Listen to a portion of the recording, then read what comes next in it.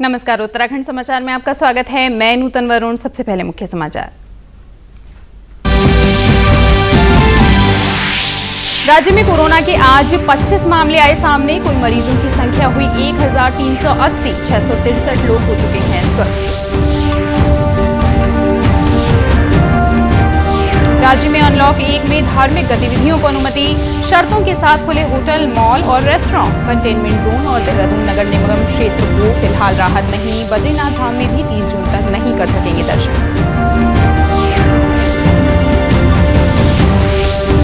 संयुक्त सचिव निधि मणि त्रिपाठी के नेतृत्व में उत्तराखंड दौरे पर 3 सदस्यीय केंद्रीय दल। नैनीताल में कोविड-19 संक्रमण के नियंत्रण और रोकथाम की व्यवस्थाओं का लिया जायजा। वीसी के जरिए स्वास्थ्य मंत्रालय की सचिव ने हालातों की समीक्षा। और भराड़ीसैंण गैरसैंण ग्रीष्मकालीन राजधानी अधिसूचित। राज्यपाल ने लगाई राज्य सरकार के फैसले पर मुहर। मुख्यमंत्री ने शासनादेश जारी होने पर जाहिर की खुशी। और अब समाचार विस्तार से। प्रदेश में आज 25 और लोगों में कोरोना वायरस संक्रमण की पुष्टि हुई है। इसके साथ ही राज्य में कुल संक्रमित लोगों की संख्या 1380 हो गई है। दोपहर में जारी हेल्थ बुलेटिन के अनुसार आज 135 लोग स्वस्थ हुए हैं। प्रदेश में अब 679 एक्टिव केस हैं। आज जिन लोगों की सैंपल रिपोर्ट पॉजिटिव आई है उनमें हरिद्वार के 8, पौड़ी के 4, टिहरी के 3, बागेश्वर, रुद्रप्रयाग और चंपावत के 2 और देहरादून, नैनीताल, उधम सिंह नगर और चमोली के 1 व्यक्ति शामिल हैं। स्वास्थ्य विभाग की ओर से जारी किए गए हेल्थ बुलेटिन के मुताबिक प्रदेश में रिकवरी रेट लगभग 48% है। केंद्र सरकार के आदेशों के तहत लॉकडाउन 5 के अनलॉक 1 में आज उत्तराखंड राज्य में धार्मिक गतिविधियां सुबह 7 बजे से शाम 7 बजे तक के लिए खोल दी गई हैं। इस दौरान मंदिरों के बोर्ड, ट्रस्ट या प्रबंधन समितियों को सैनिटाइजेशन और सोशल डिस्टेंसिंग का अनुपालन करवाना होगा। इसके साथ ही होटल, रेस्टोरेंट, ढाबे और होम स्टे शर्तों के साथ खोलने की अनुमति दी गई है। हालांकि कंटेनमेंट जोन और दून के नगर निगम क्षेत्र में अगले आदेश तक ये नहीं खुलेंगे।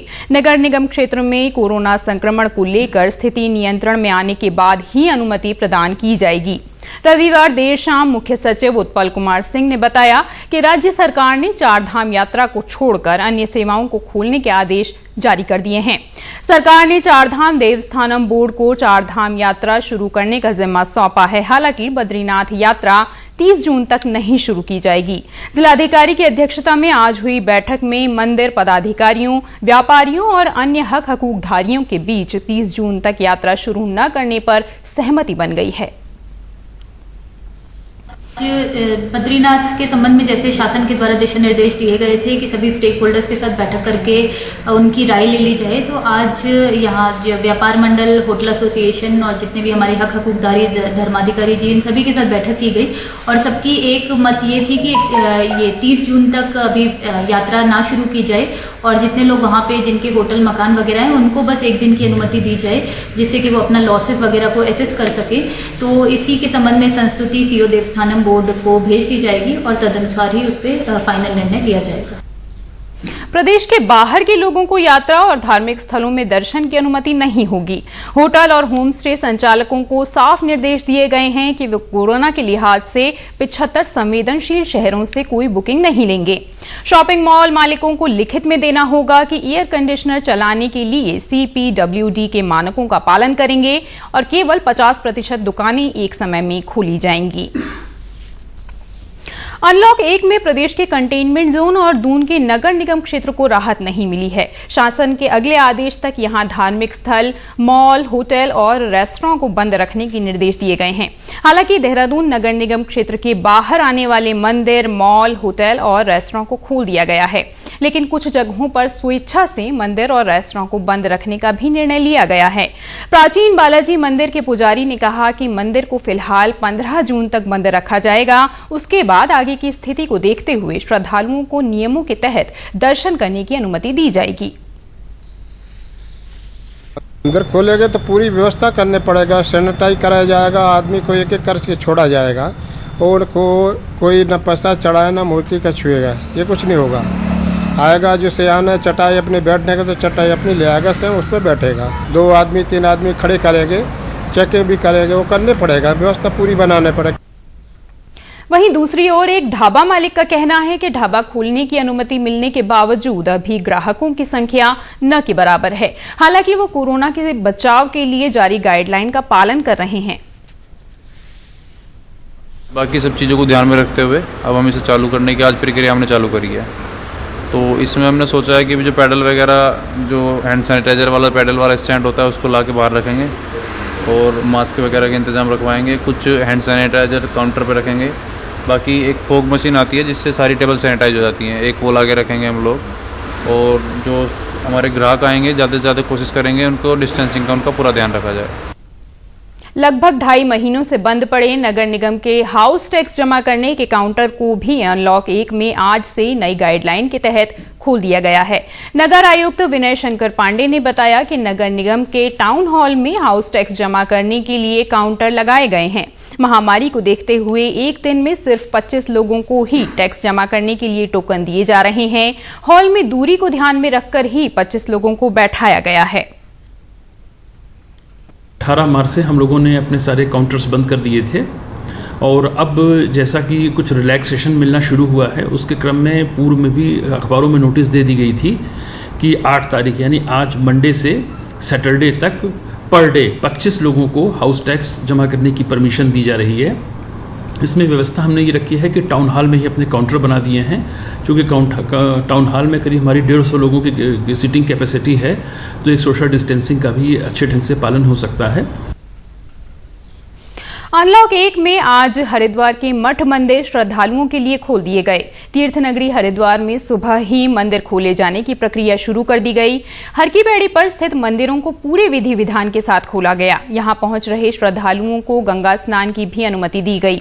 सरकार की गाइडलाइन के अनुसार यहां हर की पैड़ी के मुख्य द्वार पर सैनिटाइजिंग, थर्मल स्क्रीनिंग के बाद ही श्रद्धालुओं को प्रवेश की अनुमति दी गई।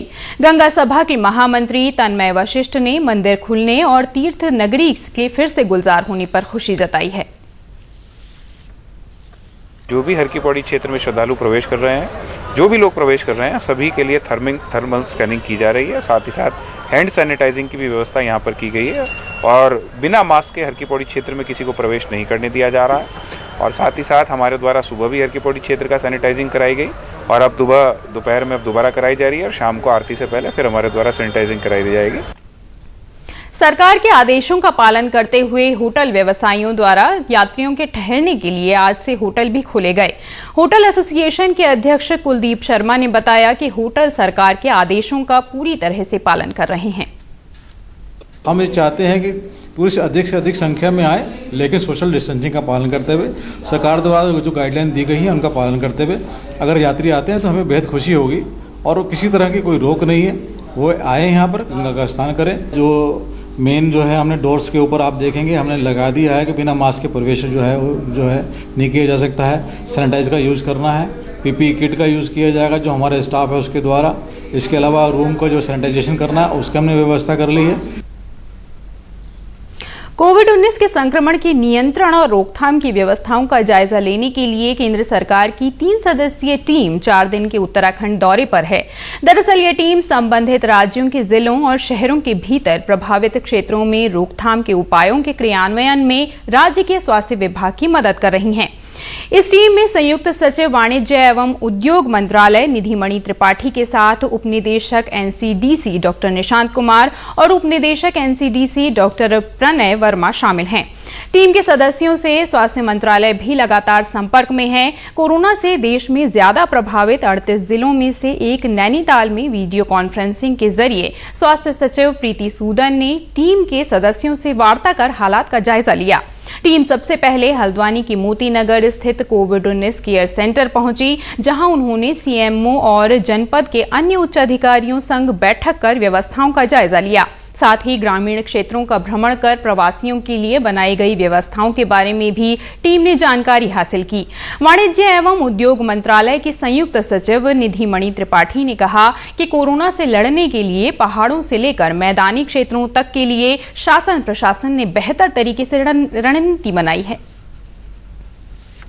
ये भारत सरकार ने एक हैंड होल्डिंग की टीम बनाई है। अभी वीसी में भी यही बात हो रही थी, खुद वहाँ के सचिव ने भी यही बोला कि एक हम समस्या से जूझ रहे हैं और एक ये टीम के रूप में प्रयास है। जो आपके पास फैसिलिटीज़ और इंफ्रास्ट्रक्चर और मेडिकल इंफ्रास्ट्रक्चर अवेलेबल है, उसकी प्रॉपर मैपिंग करके, फ्यूचर डेटा एनालिसिस करके, फ्यूचर साइमुलेशन करके आप ये देखें कि आपके भविष्य में क्या चुनौतियां आने वाली हैं और उसके लिए हम तैयार हैं कि नहीं। उस गैप को भरने का प्रयास यहाँ पे, चूँकि फैसिलिटी ज़्यादा है तो इनकी तैयारी और अच्छी है। दल के सदस्य डॉक्टर प्रणय वर्मा ने बताया कि टीम का मुख्य उद्देश्य प्रदेश के उन क्षेत्रों का दौरा करना है जहां अचानक कोरोना के मामले बढ़े हैं, साथ ही किस तरह से कोरोना से निपटने के लिए शासन और प्रशासन स्तर पर काम किया जा रहा है, इस पर भी जानकारी जुटाई जा रही है। स्टेट अपने आप जो कर रहा है उसमें टेक्निकल असिस्टेंस देने आए हैं, ऐसा कोई कमी निकालने नहीं आए हैं। एंड हमने जो पाया आप सबके सामने ही हमने भी देखा कि बहुत अच्छे से ये जो फैसिलिटी है मेंटेन हो रही है, जहां पॉजिटिव केसेस को रखा गया है और एक निश्चित अवधि के बाद उनको छोड़ दिया जाएगा। हमारी ये 4 दिन की विजिट थी। हम लोग 4 तारीख को आए थे। 4 तारीख को हम MD NHM से मिलकर पूरे स्टेट का जायजा लिया। फिर हम लोग टिहरी गए। हमने वो जिले चुने जहाँ पे सडनली केसेस इंक्रीज हुए थे, तो टिहरी था, नैनीताल और हरिद्वार उस दौरान पे। और जब तक इन 3 दिनों में हमने देखा कि हर जगह इंप्रूवमेंट होती जा रही है, डबलिंग रेट भी इम्प्रूव हो रहा है और जो सक्सेस रेट है वो भी इम्प्रूव हो रहा है। मुख्यमंत्री त्रिवेंद्र सिंह रावत ने सचिवालय में आयोजित बैठक में डोईवाला विधानसभा के लिए पूर्व में की गई घोषणाओं की समीक्षा की। लोक निर्माण विभाग की समीक्षा करते हुए मुख्यमंत्री ने रेलवे ओवरब्रिज से भानियावाला तक डबल लेन के निर्माण और बाईपास के किनारे फुटपाथ निर्माण तथा सौंदर्यीकरण के कार्य में देरी पर नाराजगी जताई। उन्होंने 30 जून तक इसका एस्टीमेट शासन को भेजने के निर्देश दिए।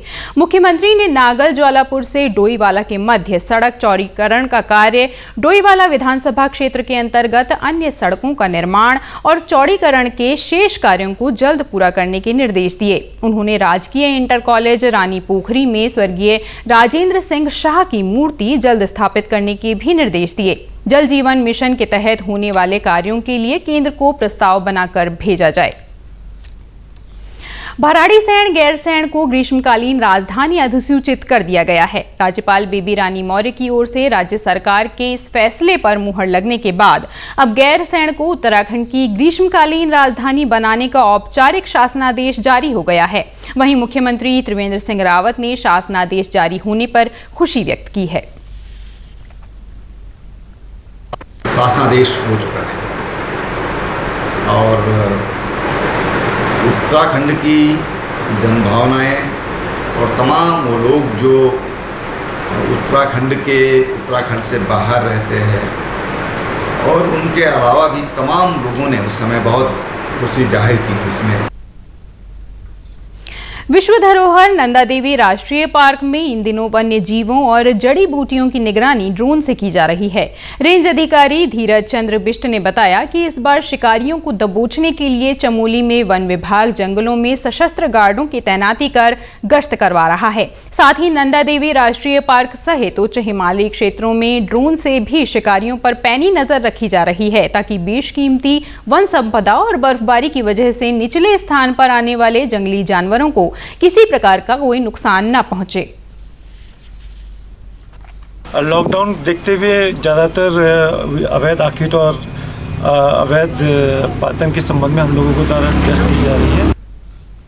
नंदा देवी राष्ट्रीय पार्क के वन संरक्षक DK सिंह का कहना है कि पार्क के जिन हिस्सों में गश्त लगाना बेहद चुनौतीपूर्ण होता है, वहां ड्रोन की मदद से गश्ती दल को आसानी हो रही है। हमारे जो नंदा देवी, खासकर नंदा देवी पार्क के जो क्षेत्र हैं वो पूरे एक्सेसिबल नहीं है, वहाँ हर जगह पहुँचना संभव नहीं हो पाता। तो हम गश्ती दलों के साथ एक ड्रोन भी प्रोवाइड कर रहे हैं कि वो जैसे खाई है या कोई चोटी है जहाँ वो नहीं देख पा रहे हैं, वहाँ उससे निगरानी करें। उत्तराखंड के समाचारों में इतना ही। चलते चलते मुख्य समाचार एक बार फिर। राज्य में कोरोना के आज 25 मामले आए सामने। कुल मरीजों की संख्या हुई 1380। 663 लोग हो चुके हैं स्वस्थ। राज्य में अनलॉक 1 में धार्मिक गतिविधियों को अनुमति, शर्तों के साथ खुले होटल, मॉल और रेस्टोरेंट। कंटेनमेंट जोन और देहरादून नगर निगम क्षेत्र को फिलहाल राहत नहीं। बद्रीनाथ धाम में भी 30 जून तक नहीं कर सकेंगे दर्शन। संयुक्त सचिव निधिमणि त्रिपाठी के नेतृत्व में उत्तराखंड दौरे पर 3 सदस्यीय केंद्रीय दल।